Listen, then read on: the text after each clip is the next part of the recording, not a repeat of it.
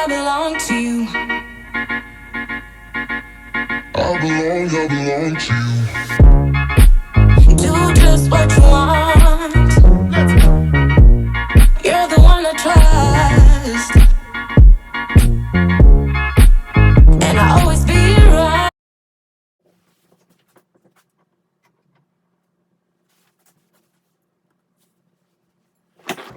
So, the videos that I've been watching lately are readings, and I really like how they ground themselves first before doing the video. And I've never thought about doing that, and I really want to start doing that. That did sit well with me. And I love my singing bowls, if y'all don't know. So I'm gonna do this one today, though. This is my new baby.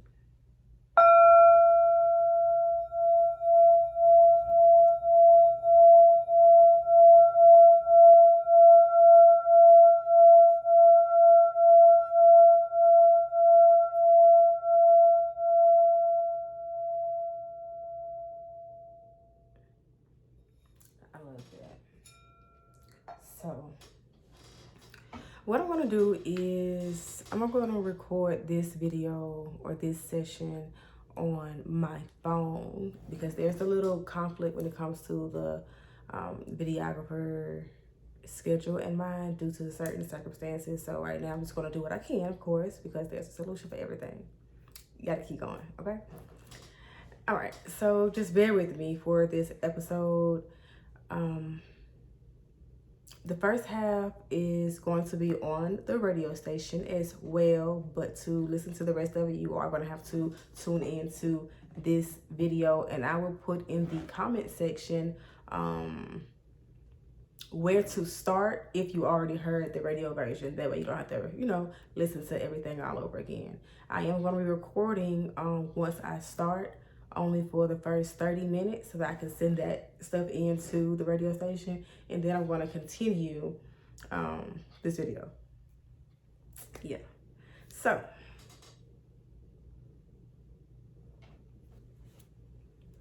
all right, thank you so much for tuning in with Ntune with Jay Patrice with WDRB, the voice of the community.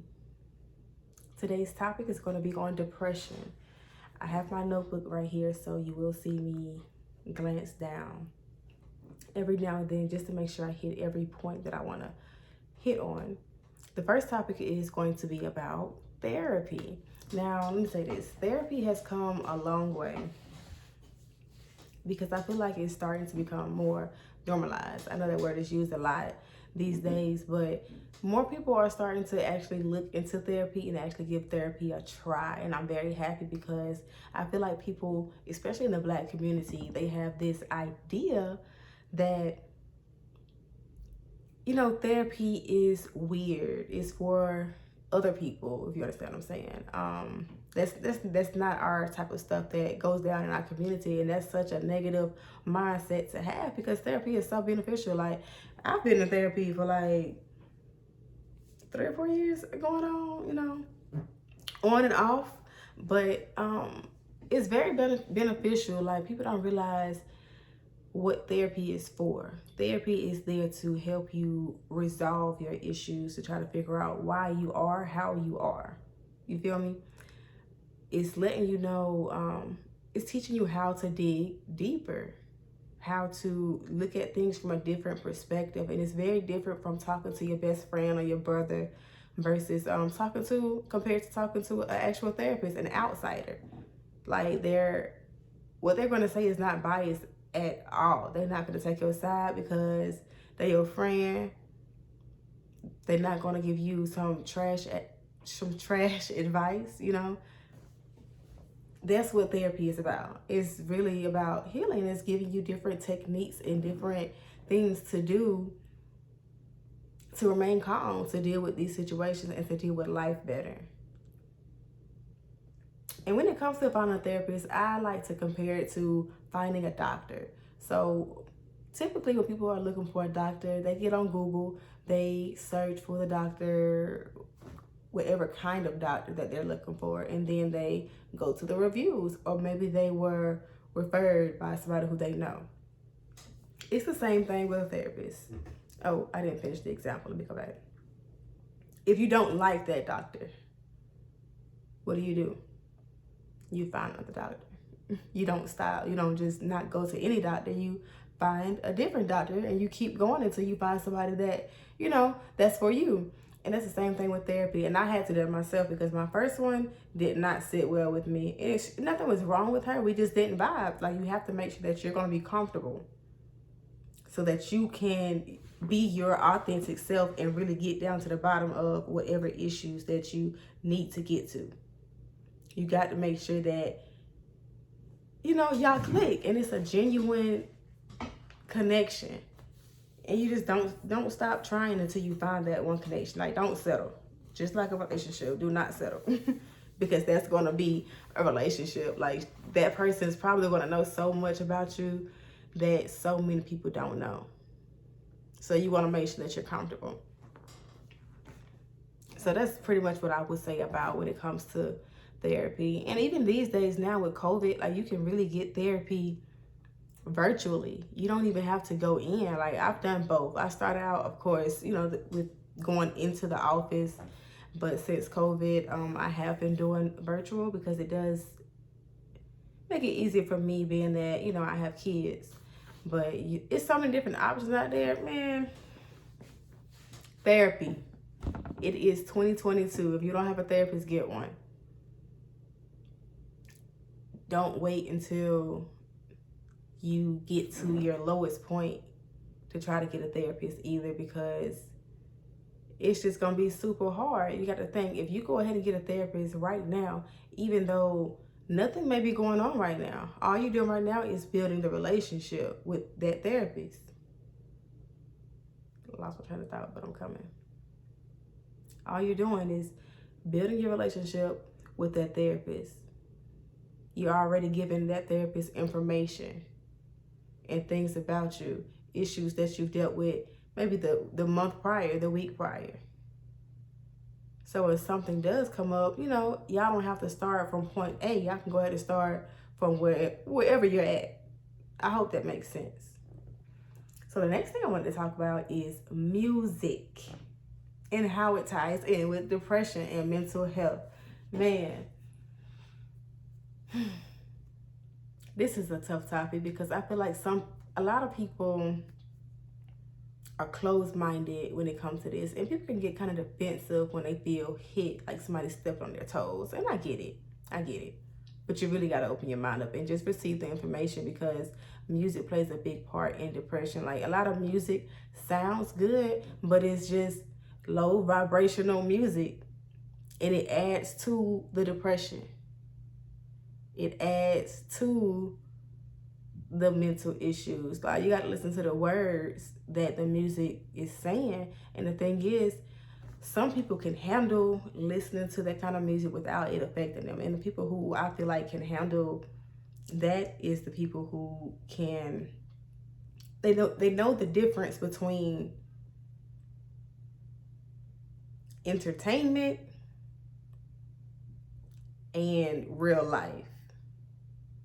Like, some people don't understand the difference between the two, to the point of, let me see, how can I say this?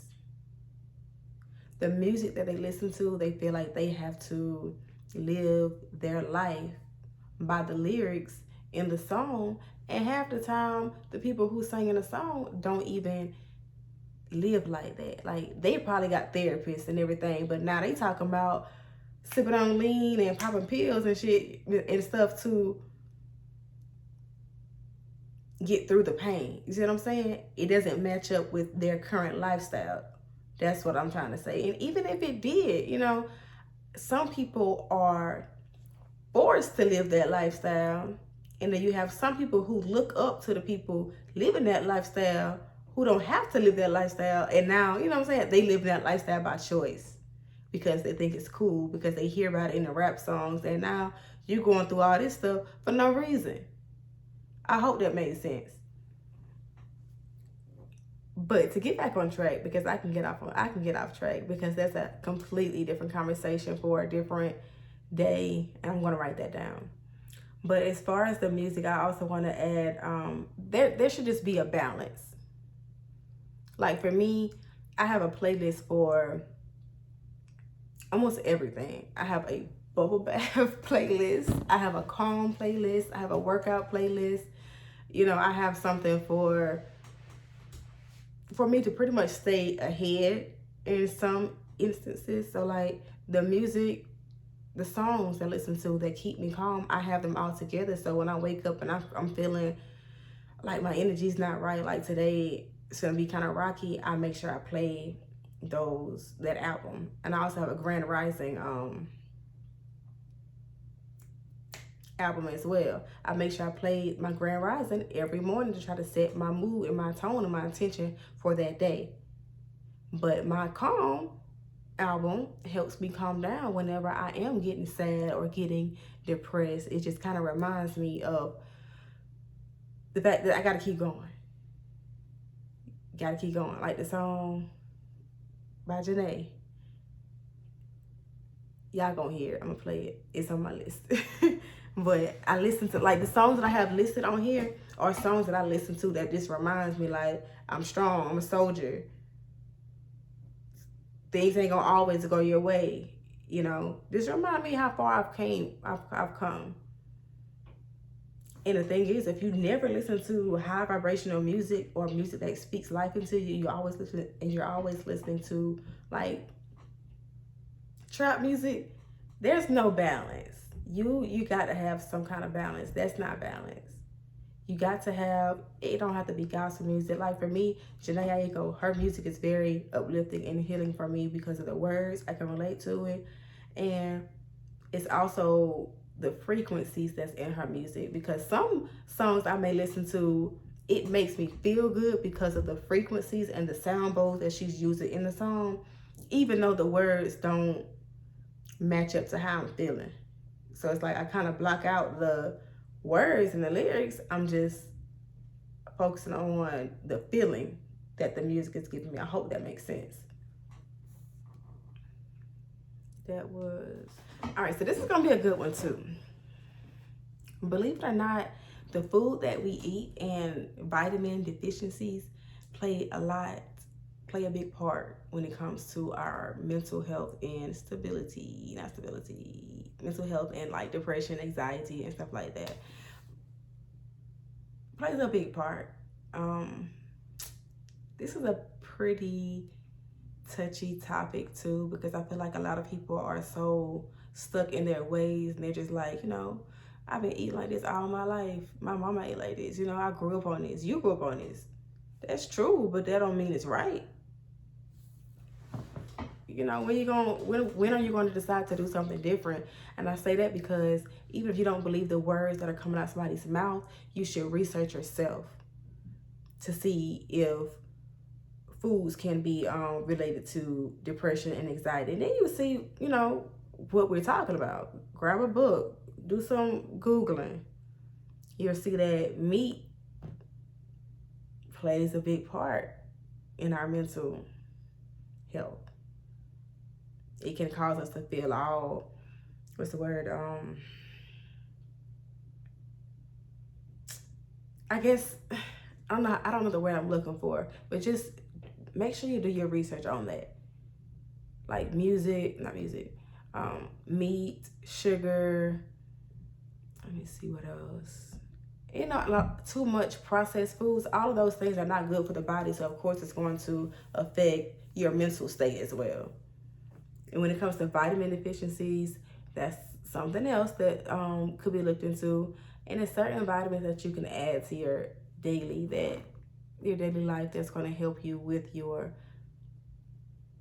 depression. It's a vitamin called, I want to say I'm saying this right, ashwagandha. I'm probably not saying it right, but it's okay because hopefully I know what I mean. But it helps calm you. It helps relax you. It helps depression and anxiety. They have the tea form. They have the pill form, the capsule form. I take the capsule form.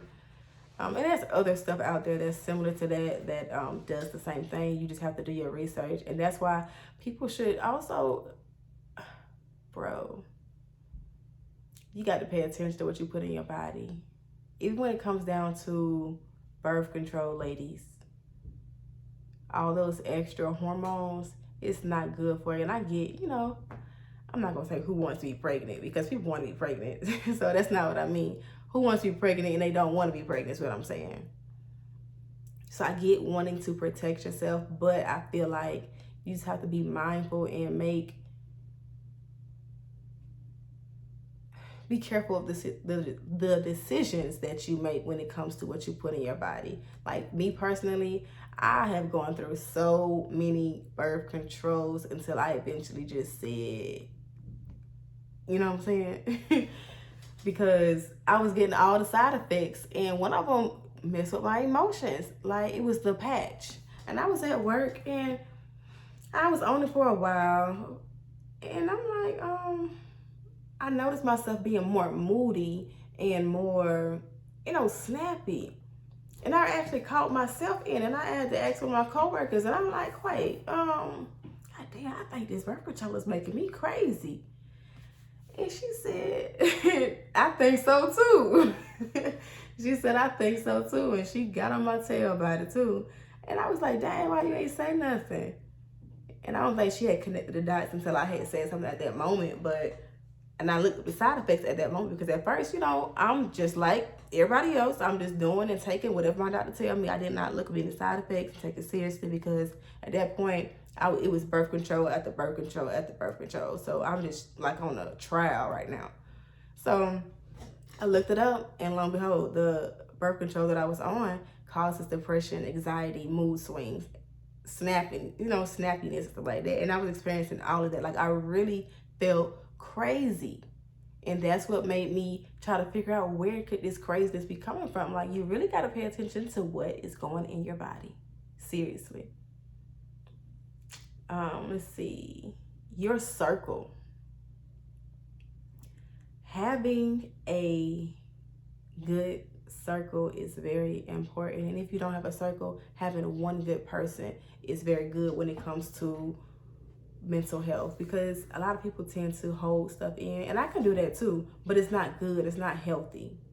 It's not healthy at all. And eventually you're gonna drive yourself crazy, because you think that you're ignoring those things like they're disappearing, but they're really not going anywhere. You're kind of just sweeping them under the rug. And guess what's going to happen? You're going to continue to sweep everything under the rug and thinking you just going to walk over that rug like normal. But one day, you're going to trip, and you're going to fall, and you're going to push your ass, because you haven't dealt with anything. Like, you really got to sit down, feel your emotions, face your thoughts, and figure out what's going on. Why do I feel like this? Okay. How do I feel? Let's start with that. How do I feel? Okay, I'm sad. Why do I feel sad?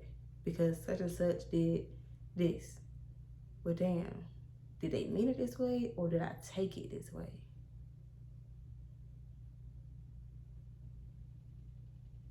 Okay. Why did I take it this way? You see what I'm saying? You kind of got to probe yourself to get to the bottom of your emotions and your thoughts. You cannot just sweep them under the rug.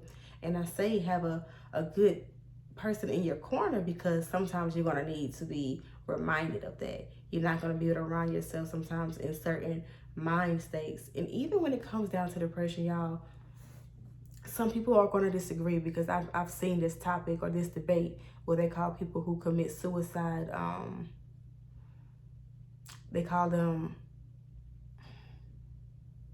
selfish. Yeah, that's the word, selfish. And I disagree. I really do, because I feel like unless you've been through a mental battle, you wouldn't understand what it feels like to be in a dark circle like that. It's like this. Because people love to, they'll comment on a post, or they'll comment on your wall. Like, the social media stuff is really, really weird when it comes to this. Now, I do this only if it's a stranger, like somebody who I don't know, like I can't pick up their phone. I mean, I can't pick up the phone and call them, or I can't pull up on them. I'm gonna comment first. I'm gonna go to the inbox, and then I'm gonna call they behinds on Messenger, because I don't play with stuff like that. Like, I've gone through a lot of stuff by myself, so I know what it feels like to go through some stuff and not have nobody to turn to. So whenever I see somebody I feel like my spirit is telling me to reach out to them, I'm gonna reach out. And I do. Because not everybody has that person. People don't know how to be friends. People don't know how to choose the right friends. People don't know how to keep the right friend. Like, having the right friend when you are in a depressive state is so important, because sometimes you really need to have somebody to physically pound in your head and be there. Like, sometimes I'm not gonna say sometimes. I'm gonna say sometimes. I lied, because depending on the person, some people really do better being left alone and just isolated to recharge. But that's rarely the case when it comes to depression. When it comes to depression, people want help, but they don't know how to ask for it, or they don't see the hands. Like, when people say stuff about having a dark cloud over their head, it's really a dark cloud over their head. So it's like, imagine somebody walking and the room is dark, but everybody around, okay, let me start over. Imagine a room full of people. You got your depressed person right in the middle of that room. The lights are off. Everybody around that room has their hand out. The person who's depressed can't see nothing because of that dark cloud. The light isn't on. They cannot see the hands that are reaching out to help them. Those hands that are reaching out to help them need to physically touch that person so that they can physically feel that they are there. And that means getting in the car and going to pull up to that person's house, bringing them something to eat, sitting down with them, watching a TV show with them, getting them out the house, taking them to the park, taking them to do their favorite thing to help them get back grounded and, where they need to be to get their mind back right. You got to physically be there, for real. Like, the texting and stuff, but that's cool. You got to physically be there. You can't ask either. You got to pop up. You can't text, do you need anything? Because they're going to say no. Even if they mean yes. And that sounds crazy. I know some people are like, well, damn, why not just say yes? It is not that easy. Again, and that's why some people shouldn't speak on stuff that they haven't gone through. And that's even down to the point where two people have gone through the same thing, and one person may get depressed by it and the other person won't get depressed by it. Now you got one person feel like the other person doing too much, and they faking their depression. It's not real. It's not real because that situation didn't affect them the same way. You can't do that. That's judging. We are all different. Our feelings are different. Our hearts are different. Everything is different. What may hurt you may not hurt me. And that's okay. And people need to realize that. And just be a little more empathetic to people like that. And like, when it comes to when you can't tell if a person's being, genuinely depressed, that ain't got nothing to do with you. If you feel the need to reach out or anything like that, that's on your heart. That's on your heart. That was sent to you for you to do. Are you going to listen, or are you going to be disobedient because you feel like you're the judge and you feel like they fake it? What if they not? See what I'm saying? It gets deep. All right, so I have the first half done as far as the radio show. So now we're going to continue the conversation. Now, I actually came up with this idea to continue the conversation on my YouTube channel after I did the first radio show, after it aired. So I'm going to actually tie that into this. And that first topic was pretty much morning routines. And I want to touch on that because it kind of ties into depression and mental health. What's your morning routine like? That's going to be the start of your day. You feel me? So that plays a big part. And like I said earlier in the video, like for me, I have a Grand Rising playlist and it plays uplifting music. Like it plays music that make you want to grind, like make you feel like you're on top of the world. Like people tired of hearing this song, that Meek Mill song, that I just started liking, I think this year, Dreams and Nightmares. I listen to it every day. Monica Still Standing, I listen to it every day. What else in that album? I can't think right now, but that's the kind of music that's in the album. J. Cole, My Life, it just remind you of why you're fighting, why are you going forward. That reminder every morning, it pumps me up. It pumps me up. So your morning routine is definitely going to play a part in your mental state and depression. So when it comes to creating it, you have to figure out what calms you, what grounds you, what brings you peace. And if you don't really have anything that does that for you, then you need to start trying new things. Look up stuff and try it and see if it resonates with you. Like if it feels good, like yoga, hiking, the gun range, working out, running, watching a TV show. Create a morning routine. So that's like, if you like funny stuff, if laughing keeps you grounded. So when you wake up in the morning, throw on some comedy. Set the mood for your day. Like you really have to take control over your life and the things that you can't control. Like I always say, you can only control the controllables, but that's serious.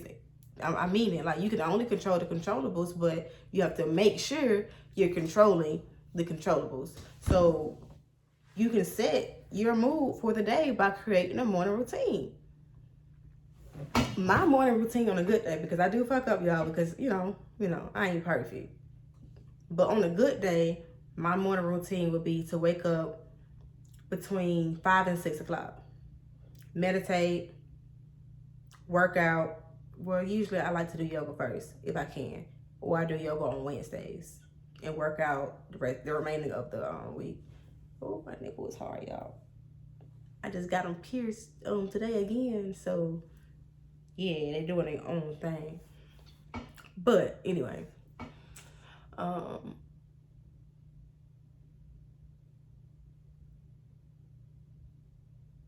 morning routine. Yes, so my morning routine. Wake up, meditate, work out, read a chapter while listening to, I'm listening to my workout album, which is motivating too. Work out, read a book, take a shower while playing my Grand Rising album, go downstairs, take my vitamins, drink me my bottle of chlorophyll water, eat my breakfast, and then boom. Like it sounds easy, but it's not that easy because it's just trying to keep it up. But you kind of you gotta force yourself because the outcome or the benefits is worth it. It really is, because I had to pay attention myself. Like it takes me so much to get out of the bed, but I noticed like the mornings that I started my day off like that, my day went good. Like nothing felt rushed.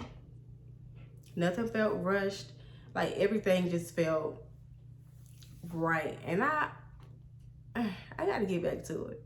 But the thing is, when it comes to building habits, you can't beat yourself up about it. Like I got this book called Atomic Habits, and it pretty much teaches you how to break unhealthy habits and build healthy habits. It only takes 30 days to build a habit. So, and it sounds easy, but it's not. But it also teaches you that you can't beat yourself up about it. So if you want to create a morning routine to help you with your mental state, you cannot be hard on yourself about it because you are not perfect. Nobody is perfect. So you may oversleep. You may not get to do everything. one morning, but you have to give yourself credit for the things that you were able to do. You feel me? And like the book said, at one part it said, even if you did miss one day, just make sure you don't miss that next day. You got to listen to your body. So if your body's saying sleep in, we know sleep in. If your body's saying, you know, you can't do that, cool. I had to teach myself that because when I work out and I was like, okay, boom, I want to work out all 5 days of the week and I rest on the weekend. Let me slow down. I rest on the weekend. And it's days, you gotta think, I got a baby. I also have a toddler who do not be wanting to go to sleep for some reason. Like she wake up on 10, go to sleep on 10, after 10, like 10, 11, you know, I don't know what's going on with it. And then I have a baby. He go to sleep good, but of course he was waking up in the middle of the night because he wanted a nurse or he wanted milk or stuff like that. And you know, I'll be like tired and sleep deprived. So the next day I'm unable to get up like I want to, but I'm really tired and I'm like, dang, you know, I didn't miss my workout. I didn't say I'm supposed to be doing this for 30 days straight. So now I'm beating myself up about it, and you can't do that. You can't do that.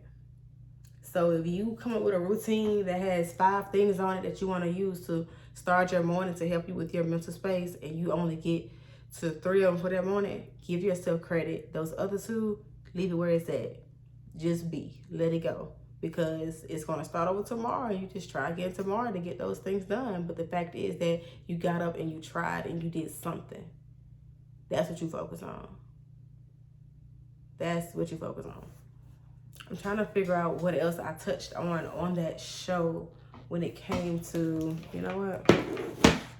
I probably write it down. I write everything down. Because when I was in there, y'all, like the topics was just flowing. I said, yeah, I like this. Dang, I don't see. Oh, you know what? I know where it's at. It's the page before. Or the page before that.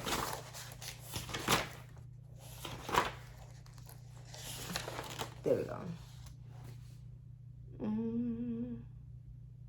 Okay, boom. Yeah.